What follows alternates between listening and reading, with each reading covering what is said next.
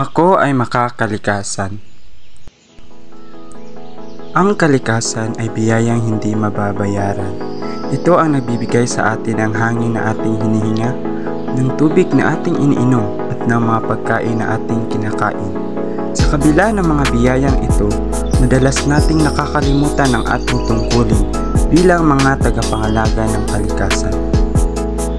Dito sa Mindanao State University, Marawi City, bilang isang mag-aaral, tayo ay mayroong malaking papel na dapat gampanan sa pagtataguyod ng pagmamalasakit at pagpapahalaga sa kalikasan at ating kapaligiran. Layunin natin na hindi lamang maging mga estudyante, kundi mga aktibong kalahok sa pagpapangalaga at pagpapabuti ng ating kapaligiran. Maraming mga isyu hinggil sa kalikasan ang ating kinakaharap ngayon dito sa ating lugar, at isa na rito ang hindi maayos na pagtatapon ng mga basura. Isa sa mga hakbang na maaari nating gawin ay ang pagpapalaganap ng kamalayan sa mga isyu ng kalikasan.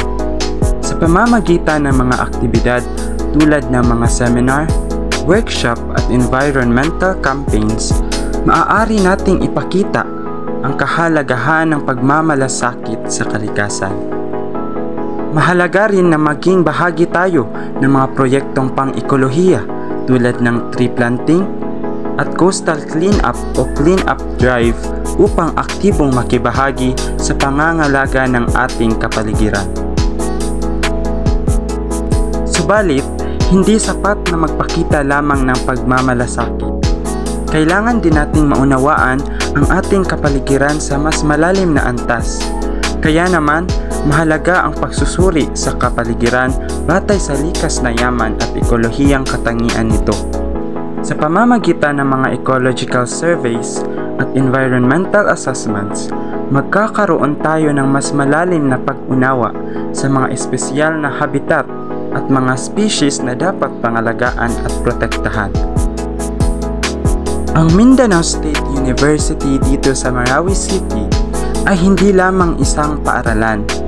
Ito ay isang komunidad na may pananagutan sa pagpapalaganap ng kaalaman at pagpapabuti ng lipunan. Sa ating pagiging makakalikasan, nagpapakita tayo ng di lamang pagmamalasakit sa kasalukuyan, kundi pati na rin sa hinaharap ng mga susunod na henerasyon. Bilang mga mamamayang may paninindigan, tayo ay magiging boses ng kalikasan at tagapagtanggol ng mga biyayang ito para sa ating lahat. Ako, ikaw, tayong lahat para sa kalikasan.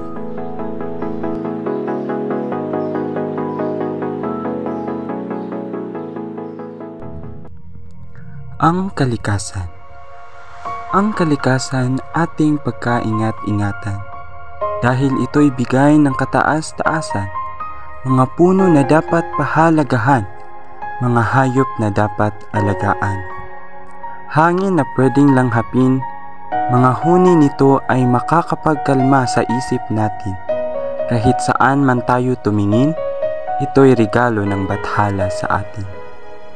Puno't halaman, yaman ng kagubatan, mga agos ng tubig ay maririnig. Ibon na kumakanta sa himpapawid, kaya't kagubatan di tapat kalbuhan, kasi maraming nilalang ang masasaktan. Ang pangunlad ng bansa'y maganda, agham at teknolohiya ay tataas pa, ngunit yaman ng kalikasan ay nauubos na, kaya't huwag natin itong pabayaan. Hatid nito'y pinsala sa ating bayan.